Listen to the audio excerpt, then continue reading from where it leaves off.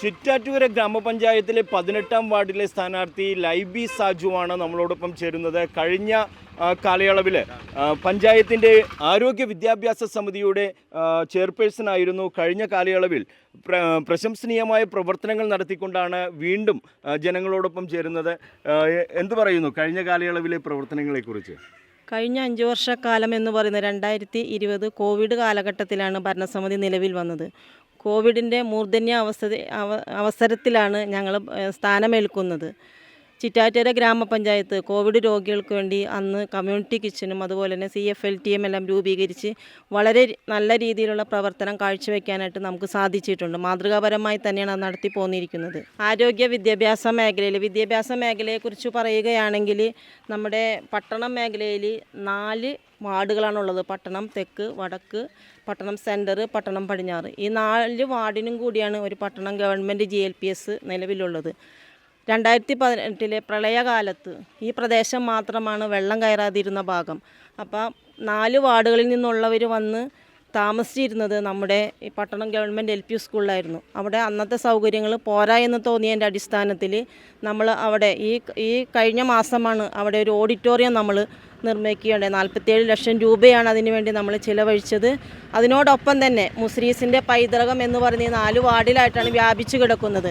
ആ മുസ്രീസ് പൈതൃകം നിലനിർത്തി വരും തലമുറയ്ക്ക് മനസ്സിലാക്കി കൊടുക്കുന്നതിന് വേണ്ടി മുസ്രീസ് സിഗ്നേച്ചർ ക്യാമ്പയിൻ എന്നൊരു പദ്ധതി കൂടി പഞ്ചായത്ത് വയ്ക്കുകയും ഈ നമ്മുടെ ഓഡിറ്റോറിയത്തിൻ്റെ ചുവരുകളെല്ലാം മുസ്രീസ് ചിത്രങ്ങൾ കൊണ്ട്, പൈതൃക ചിത്രങ്ങൾ കൊണ്ട് നിറയ്ക്കുകയും ചെയ്തിരിക്കുകയാണ്.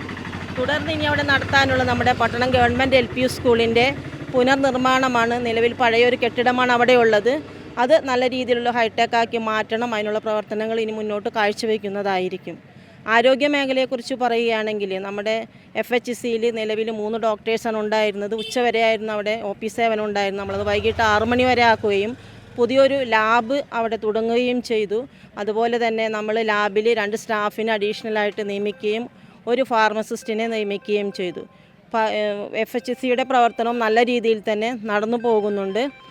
ഈ വാർഡിനെ സംബന്ധിച്ച് പറയുകയാണെങ്കിൽ 2020 ഭരണസമിതി അധികാരത്തിൽ വരുന്ന സമയത്ത് അന്നത് പട്ടണം സെൻറ്റർ 16-ാം വാർഡായിരുന്നു. ഈ വാർഡിലെ എല്ലാ റോഡുകളും, അടിസ്ഥാന സൗകര്യങ്ങളെക്കുറിച്ച് പറയുകയാണെങ്കിൽ എല്ലാ റോഡുകളും തന്നെ വളരെ മോശമായ അവസ്ഥയിലായിരുന്നു. 9ഓളം റോഡുകളുടെ നിർമ്മാണം പൂർത്തീകരിക്കാനായിട്ട് സാധിച്ചിട്ടുണ്ട്. ഏകദേശം 100% ഉള്ള വർക്കിൽ 99% പൂർത്തീകരണം നടന്നു കഴിഞ്ഞിട്ടുണ്ട്. കുടിവെള്ളമായാലും ശുചിത്വമായാലും ആ രീതിയിൽ നല്ലൊരു പ്രവർത്തനം കാഴ്ചവെക്കാനായിട്ട് സാധിച്ചിട്ടുണ്ട്. ജനങ്ങളുടെ ഇടയിൽ ജാതി മത രാഷ്ട്രീയ വ്യത്യാസമില്ലാതെയാണ് ഞാൻ പ്രവർത്തിച്ചു പോന്നിട്ടുള്ളത് എന്ന് വളരെ സന്തോഷത്തോടു കൂടി പറയാൻ ഞാൻ ആഗ്രഹിക്കുകയാണ്. തുടർന്നും അതേ രീതിയിലുള്ള പ്രവർത്തനം തന്നെയാണ് മുന്നോട്ട് കാഴ്ചവെക്കാനായിട്ട് ആഗ്രഹിക്കുന്നതും ജനങ്ങളോടൊപ്പം നിൽക്കുന്നതും.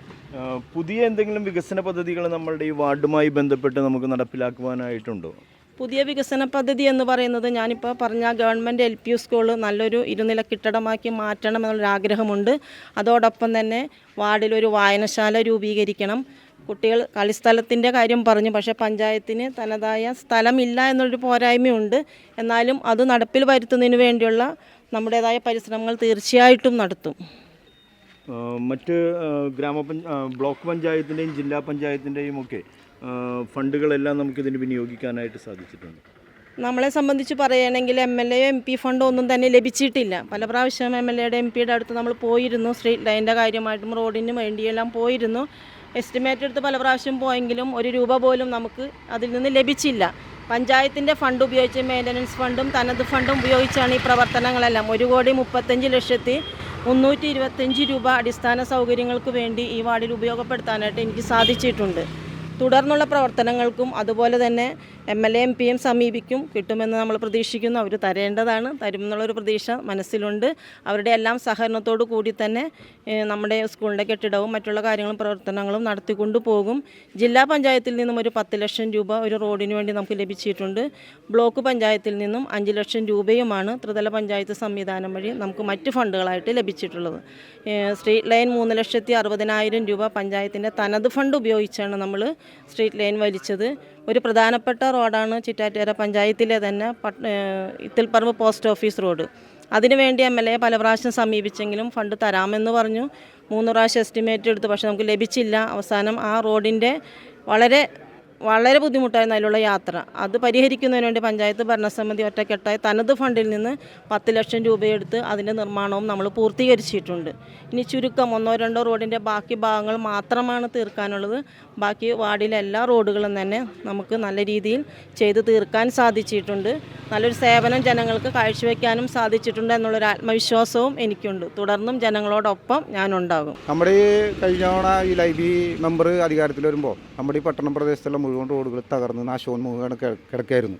ഇപ്പോൾ ഈ 5 വർഷക്കാലം കൊണ്ട് അവിടെ ഏറ്റവും പ്രധാനപ്പെട്ട റോഡ് ഈ വാർഡിനെ സംബന്ധിച്ചിടത്തോളം ഇത്തൽപ്പറമ്പ് പോസ്റ്റ് ഓഫീസ് റോഡായിരുന്നു. അത് പഞ്ചായത്തിൻ്റെ തനത് ഫണ്ട് ഉപയോഗിച്ച് വളരെ നല്ല രീതിയിൽ ഞങ്ങളെല്ലാവരും ആ കാര്യത്തിൽ ലൈബി മെമ്പർ അഭിനന്ദിക്കുകയാണ്. അത് നല്ല രീതിയിൽ പണിയാൻ കഴിഞ്ഞിട്ടുണ്ട്.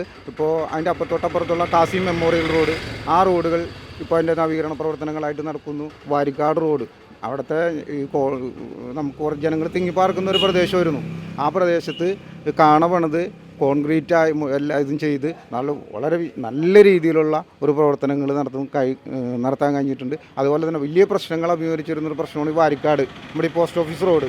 ആ റോഡ് വെള്ളം കെട്ടി അതിൽ കൂടെ ഒരു തരത്തിലും സഞ്ചരിക്കാൻ പറ്റാതിരുന്ന റോഡായിരുന്നു. ആ റോഡും വളരെ നല്ല രീതിയിൽ നമ്മുടെ മെമ്പർക്ക് പൂർത്തീകരിക്കാൻ കഴിഞ്ഞിട്ടുണ്ട്. പിന്നെ ഞങ്ങളെ സംബന്ധിച്ചിടത്തോളം ഇവിടുത്തെ കഴിഞ്ഞ വെള്ളപ്പൊക്ക സമയത്ത് ഭയങ്കര ദുരിതമായിരുന്നു. ക്യാമ്പ് ഇവിടെ സംഘടിപ്പിച്ചു. നമ്മുടെ LP സ്കൂളിലായിരുന്നു ആ ക്യാമ്പ് സംഘടിപ്പിച്ചിരുന്നത്. ഞാൻ അതിനകത്ത് താമസിച്ചിട്ടുള്ള ഒരാളാണ്. അപ്പോൾ ആ ദുരിതങ്ങളെല്ലാം കണ്ടുകൊണ്ട് തന്നെ പഞ്ചായത്ത് അവിടെ ഒരു വിവിധോദ്ദേശ തരത്തിലുള്ളൊരു ഓഡിറ്റോറിയം ഇപ്പം നിർമ്മിച്ചു. അതിൻ്റെ കഴിഞ്ഞ ദിവസങ്ങളിൽ ഉദ്ഘാടനം കഴിഞ്ഞു. അപ്പോൾ അതൊക്കെ നമുക്ക് ഈ മെമ്പറോടുള്ള ആദരവും ബഹുമാനവും കൂടുന്നതിനും ഈ വികസന പ്രവർത്തനങ്ങൾ മുൻനിർത്തി ഇനിയും ഈ മെമ്പർ വീണ്ടും ജയിപ്പിക്കണം എന്നാണ് ഞങ്ങളുടെ എല്ലാവരുടെയും ആഗ്രഹം. ചിറ്റാറ്റുകര ഗ്രാമപഞ്ചായത്തിൻ്റെ 18-ാം വാർഡിലെ വികസന പ്രവർത്തനങ്ങൾ അത് പൂർവാധികം ഭംഗിയായി എല്ലാ മേഖലകളിലും എത്തിക്കുവാനായിട്ട് സാധിച്ചു എന്നുള്ള പൂർണ്ണ വിശ്വാസത്തോടു കൂടെ തന്നെയാണ് ലൈബി സാജു എന്ന മെമ്പർ വീണ്ടും ജനവിധി തേടുവാനായിട്ട് എത്തിയിട്ടുള്ളത്. അവരുടെ ആ ഒരു ആത്മവിശ്വാസം കൂടെയുള്ളവരെയും അവർ സന്തോഷത്തോടു കൂടെയാണ് ഈ ഒരു പ്രവർത്തനത്തിൽ ഏർപ്പെടുവാനായിട്ട് തയ്യാറായിട്ടുള്ളത്. ഇത്തരത്തിൽ മുന്നോട്ട് പോകുമ്പോൾ ചിറ്റാറ്റുകര ഗ്രാമപഞ്ചായത്ത് വീണ്ടും ഇടതുമുന്നണി അധികാരത്തിൽ വരുമെന്നുള്ള പ്രതീക്ഷയും ഇവർ ഓരോരുത്തരും വെച്ചു പുലർത്തുന്നു. എല്ലാവിധത്തിലുള്ള ആശംസകളും നിങ്ങൾക്ക് ഓരോരുത്തർക്കും നേരുകയാണ്.